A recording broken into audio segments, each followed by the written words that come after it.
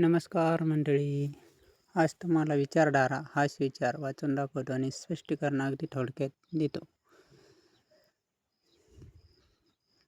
तर मंडळी, आपण पाहत आहोत विचारधारा हाच विचार. देवाला प्रार्थना करताना माझ्या आयुष्यातील संकटे दूर कर असे कधीच मागू नका. त्याऐवजी कोणत्याही संकटाचा मुखत सामना करण्याची ताकद दे असे मागा. कारण देव परिस्थिती बदलत नाही, तर ती पेलण्याची बळ देतो. आपण अर्थ आणि स्पष्टीकरण अगदी थोडक्यात पाहू.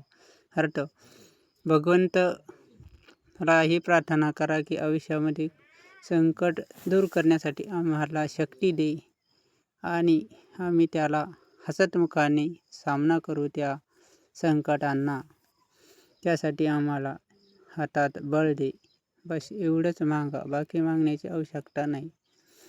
स्पष्टीकरण: आपण सर्वजण भगवंताकडे मागत असतो की संकटच आले नाही पाहिजे. संकट जर आले नाही तर तुम्ही मजबूत कसे बनसाल हे महत्त्वाचं आहे. म्हणून संकटही आले तेव्हाच आपण मजबूत बनू शकतो, अन्यथा नाही. त्याचप्रमाणे आपण भगवंताकडे एवढेच मागा, हे ईश्वरा, आम्हाला प्रत्येक संकटात एक शक्ती दे आणि बुद्धी दे. त्या संकटातून आम्ही निश्चितच मार्ग काढू. बस एवढंच म्हणा.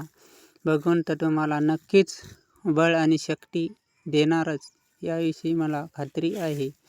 आणि माझ्या जीवनात आलेले अनेक अडीअडचणी हे मला माहीत आहे, म्हणून तो मला थोडक्यात सांगण्याचा प्रयत्न केला.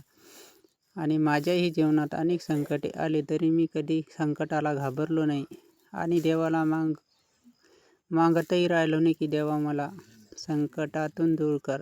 तर मागितले ईश्वराकडे की प्रत्येक जगातील माणसाला, अर्थात सर्व जगातील मंडळीला संकटातून हसतमुखाने सामना करण्यासाठी आम्हा सर्वांना बळ दे. हेच मी आजच्या ह्या विचारधारा विचारातून स्पष्टीकरण देत आहे. तेव्हा मी आज मागतो फक्त की हे भगवंता, आम्हाला प्रत्येक संकटातून दूर कसे निघावे हे आम्ही स्वतःच मार्ग काढू. फक्त आम्हाला शक्ती दे. कारण भगवंत सांगतात गीतेमधून की संकट कोणतेही आले तरी त्यातून दूर होण्यासाठी तुलाच तत्पर व्हावे लागेल. मी फक्त शक्ती तुला देईल. हे श्रीमद भगवद्गीतेमधील वाक्य आहे. गीता म्हणजे जीवनातील जीवनगाथा, अर्थात जीवनग्रंथ आहे. हे जगातील प्रत्येक माणसाला माहीत आहे. त्याचे स्पष्टीकरण वेगळे आणखीन देण्याची आवश्यकता नाही. म्हणून श्रीमद भगवद्गीतासारखा ग्रंथ आपण वाचलाच पाहिजे. जगातील प्रत्येक माणसाने वाचावा ही नम्र विनंती. त्याचप्रमाणे माझ्याकडून होईल तेवढे गीतेतील ज्ञान मार्गदर्शन करण्याचा माझा दृढ निश्चय. मी तो पूर्ण करण्यासाठी तत्पर असतो केव्हाही. आणखीनही ज्ञान, यातील गूढ ज्ञान, अर्थात गूढ रहस्य मी तुम्हाला अनेक विचारामध्ये नक्की देणार आहे. तेव्हा हा व्हिडिओ इथे स्टॉप करतो आणि तुमची रजा घेतो.